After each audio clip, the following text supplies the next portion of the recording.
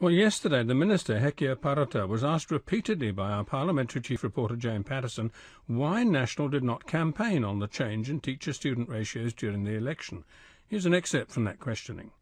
We've made it really clear that we are committed to education quality. We've been very consistent in saying that leaving 1 in 5 kids behind is not something that this national-led government is prepared to do. Were you concerned about the backlash from parents if you did take that to the election campaign and that you were campaigning on larger class sizes? We are really concerned that parents know that their children are getting good quality education and that student achievement is being raised across the system, not in one school or another, but in all schools, not in one teacher or another, but all teachers.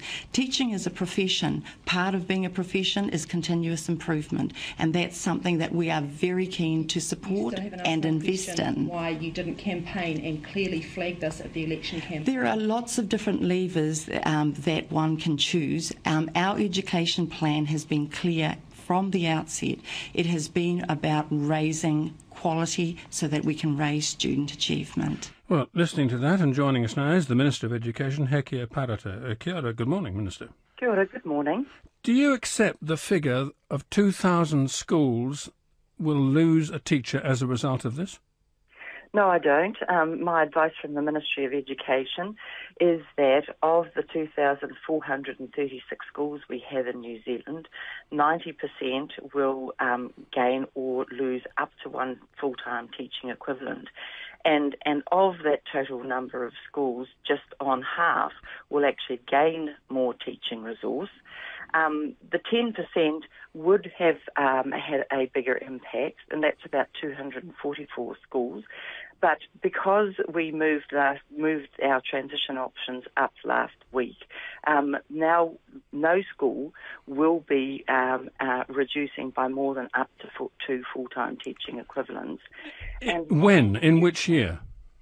2013.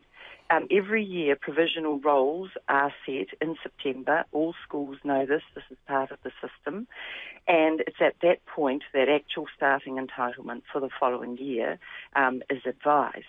On the current figures, on the current roles in every school in New Zealand, half will gain some teaching resource and 244 or less will have a loss of no more than 2 full-time teaching. So there will be net no loss of teaching positions, you're telling me, as a result of this change this year? Well, for 2013, what we've said is that we aren't going to continue to grow the number of teachers. We think that 50,000 teachers, which have grown by 6,000 over the last 10 years, is about the right number. What we now want to do is to work with all of them to ensure that we can raise teaching quality across the board. So let's just get this clear. There will be teachers who will lose jobs, but they will have a chance to get a job in another school. Every year, 5,000 teachers go in and out of the New Zealand education system. They go in and out because roles change, because parents make different choices about where their child will go to school, and it is the role that first and foremost sets what is required in the school, together with the funding formula we've announced. And then the schools, we put the funding in, and within that, schools decide how they will deploy all of their resources. OK, so if teachers are always on this role, are you saying you can guarantee that no teacher will specifically lose a job because of this policy? No, what we've said is that next year, and I've said this over the last couple of weeks, in 2011 we have about 50,000 teachers, and over the course of this 4-year budget in 2016 we expect to have about 50,000 teachers. Will the number drop between now and then? There will be unders and overs over that period because it is a dynamic situation, and that has been the case always. So there will be unders and overs, but in 2016, we will have about the same numbers as we have now. You said there are lots of different levers you could choose to raise student achievement. When did you decide on this one, on doing it this way? Well, no, what I said was that there are a number of different levers within which we can use to achieve our plan of student achievement and within the fiscal parameters that we're operating within at the moment. And so although fiscal constraints have been tight for the last 4 years, we have raised the investment in education every year in each budget. No, I'm not denying that, Minister. I'm just asking when you decided to do it this way. We don't have an infinite resource. So what we decided was that across the system, there would be a little bit taken out across the system in order that we could put nearly $400 million into raising quality. So when did you make that decision? Well, I can't tell you the exact date, but I can tell you that over the last weeks and months, we have been trying to get to grips with why, for year on year, 1 out of 5 students is being left behind.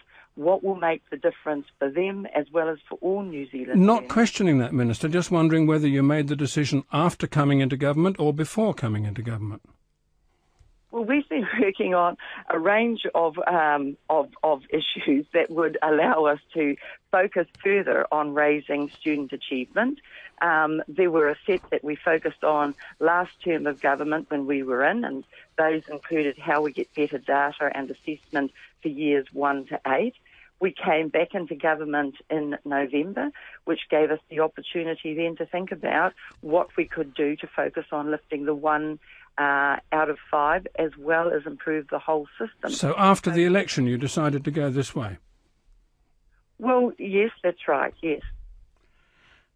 Will you meet the groups which met yesterday and firmly reject your policy?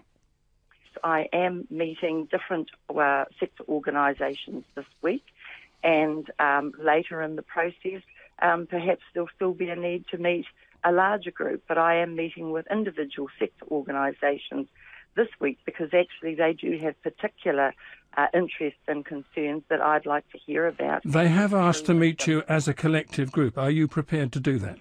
Well, Mr. Leckie has conveyed that invitation to me, and as I say, that may be something that we do later on in the process.